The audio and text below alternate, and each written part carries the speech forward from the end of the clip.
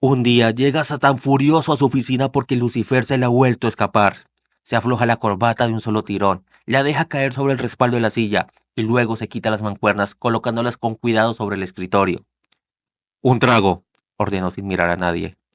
Su asistente, un demonio de rostro impecable y de expresión fría, se adelanta sin decir palabra y le sirve un vaso de cristal tallado con el licor más espeso, negro como la brea, y con destellos rojizos que se movían dentro como si estuvieran vivos. Satán se sienta con la elegancia que lo caracteriza, cruzando la pierna sobre la otra y sosteniendo el vaso frente a la tenue luz de la oficina. Su secretario, al verlo tan molesto, le dice: Mi señor, si no es indiscreción, ¿puedo preguntarle qué está buscando Lucifer?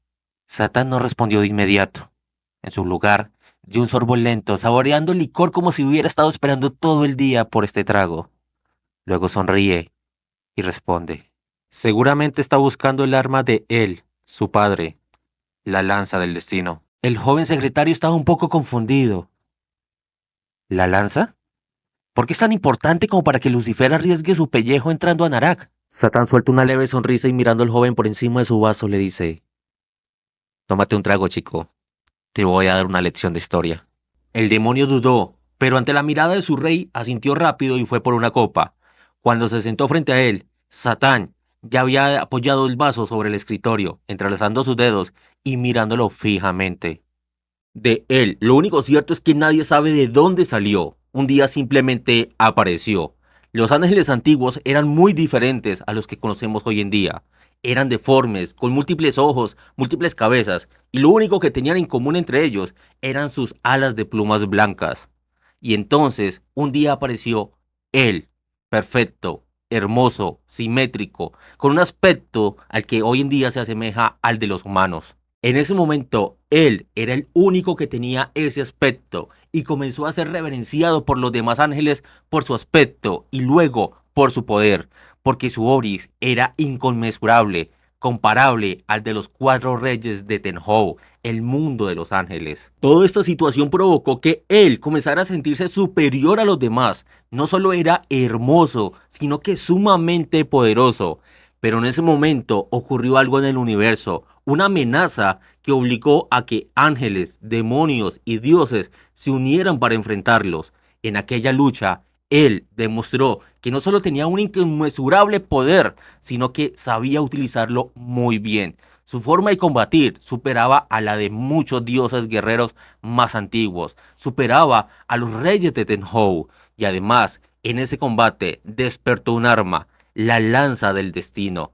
Un arma que sería imposible para cualquier herrero en ese momento de haber forjado.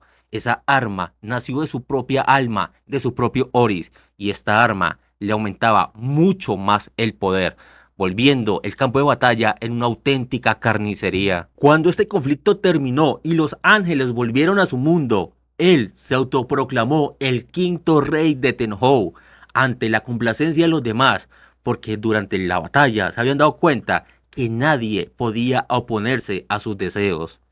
Los siglos pasaron, los milenios pasaron, y él comenzó a desesperarse. Siempre estaba esperando que naciera un ángel con un aspecto similar al de él, pues él deseaba, buscaba, aspiraba a tener descendencia para que la casa de él, su reino, tuviera población, porque hasta ahora era el reino de un solo individuo. Cuando él no soportó más la espera, utilizando su enorme reserva de Oris y su gran habilidad para manipularlo, creó uno de los arcanas más poderosos en la historia, el arcana llamado Génesis, y con este creó a otros ángeles a su imagen y semejanza. Pero claro, solo eran una especie de clones, se parecían a él, se veían como él, pero no eran ni la sombra de su poder.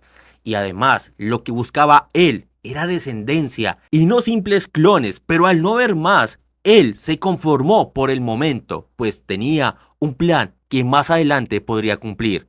Mientras tanto, sus creaciones comenzaron a hacer un alboroto en todo Tenhou, comenzaron a abusar de los demás ángeles, comenzaron a hostigarlos y hasta matarlos. Esto provocó que los cuatro reyes de Tenhou comenzaron a reclamarle a él, pero este simplemente los ignoró, pues él estaba esperando que su plan pudiera marchar. hasta que un día por fin consiguió lo que estaba buscando, que una de sus creaciones naciera femenina, la cual se convirtió en su primera esposa, llamada Hannah, y con esta tuvo a su primer hijo, llamado Gabriel. Luego nacieron Uriel, Rafael, Miguel y Samael. Y posteriormente tuvo más esposas y con ellas muchos más hijos. Y por fin pudo cumplir la primera parte de su plan, crear la casa de él, en donde toda su descendencia tendría su nombre. Por lo que sus hijos todos compartían el mismo rasgo. Su nombre terminaría en él. Después de un tiempo y cuando él vio que sus hijos ya eran muy numerosos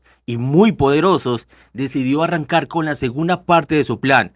Pero para ello, primero debería deshacer a Génesis, pues este tomaba mucho de su oris para poder mantener vivos a sus creaciones. Y él, al deshacer su arcana, provocó la muerte de todas sus creaciones, recuperando todo el poder que había utilizado para crearlos. En ese momento, y ya fortalecido, le dice a sus hijos que es hora de limpiar Tenhou. Cualquier ángel que no pertenezca a la casa de él debe ser aniquilado, pues criaturas débiles e inferiores, además de horrendas e inmundas, no tienen derecho de vivir en el mundo de la casa de él. Sus hijos obedecen y empiezan con la masacre. Miles de ángeles caen en cuestión de horas, a pesar de que los reyes de Tenhou eran muy poderosos y se unieron para luchar contra él y sus hijos, no pudieron hacer nada. Todos fueron masacrados. Es por eso que cuando demonios y dioses decidimos ir a Tenhou a parar la masacre, ya fue demasiado tarde. Cuando llegamos, solo encontramos a él sentado sobre una pila de miles de cadáveres de ángeles. Él simplemente sonreía como si hubiera acabado con una plaga. Muchos de mis amigos murieron en esa masacre y otros tantos lograron escapar, pero se vieron obligados a esconderse en la parte más recóndita de Tenhou para que él y sus hijos no los encontraran. A raíz de esto, los altos mandos de los dioses y yo decidimos que él y sus hijos eran un peligro para los otros mundos. Por ende, realizamos un hechizo lo suficientemente poderoso para contener a él y a sus hijos. Con este hechizo, ningún ángel que tuviera la sangre de él podría abandonar Tenhou. En un inicio a él no le importó, pues estaba más concentrado en reconstruir su mundo y terminar de aniquilar a los pocos sobrevivientes. Un par de milenios después, dos de esos ángeles que habían logrado sobrevivir, llamados En y Ki, habían pensado durante mucho tiempo cómo vengarse de él y sus hijos, pero sabían perfectamente que nunca lograrían igualar su poder, así que un combate no era opción, así que se pusieron a pensar en una mejor idea, y llegaron a la conclusión de que habían dos cosas de las cuales él se sentía más orgulloso. Uno, su apariencia, y dos, su enorme poder. Por ende, lo que hicieron En y Ki fue buscar un mundo aislado, pequeño, pero que lograra sostener vida, y en este mundo crearon la mayor ofensa del rey. Un ser a su imagen y semejanza. Se parecían mucho a los ángeles, solo que eran frágiles, débiles, no tan inteligentes y definitivamente no eran poderosos. Y cuando En y Ki vieron que su creación ya se había regado por todo el planeta, pues decidieron que era hora de que él se enterara, pues esta venganza no estaría completa si él nunca se enteraba de estas pequeñas y frágiles criaturas. Así que le hicieron llegar la noticia a él, en donde no solo le informaron de que habían criaturas similares a los ángeles, solo que eran débiles, frágiles, mortales y que habían salido de simples bestias peludas. Y como En y Ki esperaban, él reaccionó violentamente, destruyó medio Tenhou tratando de salir del mundo, pero no podía. El hechizo de demonios y dioses lo contenían. Por ende, concentró todo su poder y logró destruir el hechizo. Claro, a raíz de esto quedó muy debilitado y no podía casi ni pararse. Por ende, le pidió a sus hijos que fueran a este mundo y destruyeran toda esta nueva especie, que lo único que eran era una ofensa para el rey y para su descendencia. En y Ki, que ya se habían encariñado con la humanidad, no contaban con que él tuviera el suficiente poder para destruir el hechizo que lo mantenía encerrado, por lo cual, para proteger a su creación, fueron en búsqueda de la protección de tanto dioses como demonios. Pero nosotros nos negamos en un inicio, pues estábamos más preocupados por el peligro que representaba él para nuestros propios mundos. Es por eso que en esa ocasión vimos como los ángeles prácticamente erradicaron a toda la humanidad.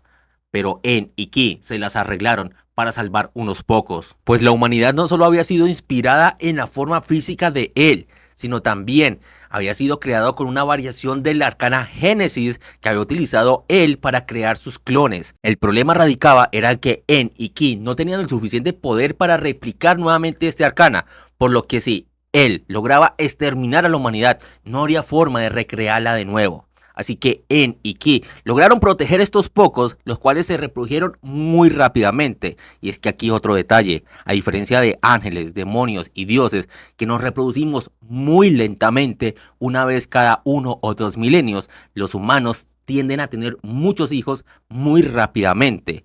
Lo curioso y lo gracioso es que esto también fue inspirado en él, pues se había convertido en el único ser en la historia que había tenido muchos hijos en un periodo de tiempo muy corto. Un par de milenios después, Samael, uno de los hijos favoritos de él, visitó la tierra y se dio cuenta que aquellas criaturas que ellos habían exterminado nuevamente habían proliferado y estaban regados por todo el mundo, así que le avisó a su padre. Él se puso furioso, regañó a todos sus hijos y les dijo que les iba a enseñar cómo se destruye una especie. Pero como él consideraba a la humanidad no solo una ofensa, sino que los consideraba tan poca cosa que ni siquiera valía la pena que él bajara en persona y los matara uno por uno. Por ende, optó por una solución más eficiente. Inundó toda la tierra para que los monos con pelos se ahogaran. Pero En y Ki se aseguraron nuevamente de rescatar a algunas familias para que sobrevivieran a esta inundación. Así que cuando pasara, volvieran a poblar todo el mundo. Tiempo después, él se volvió a enterar de que los humanos seguían vivos. Así que realizó otro ataque. Fulminó la tierra con múltiples impactos, haciendo que los humanos se volvieran estatuas de sal. Pero la historia se repitió. Algunos humanos sobrevivieron, se recuperaron y repoblaron el mundo. Para ese momento, a muchos dioses y demonios nos estaba llamando la atención la humanidad. Algunos nos fascinó, así que queríamos saber de qué tanto eran capaces. Por ende, decidimos protegerlos. Ya no solo era En y Ki protegiendo a la humanidad, sino que éramos nosotros también. Pero cuando él se dio cuenta que su ataque no había funcionado, volvió a la tierra y la congeló. Pero nosotros estábamos ahí y protegimos a la humanidad. Él se puso furioso por la intervención de nosotros, así que envió a sus hijos para que se enfrentaran contra nosotros. En ese momento, la tierra se convirtió en un campo de batalla. Siglos y siglos pasaron, dioses, demonios peleando contra ángeles, para unos tratando de destruir la humanidad y otros tratando de protegerla.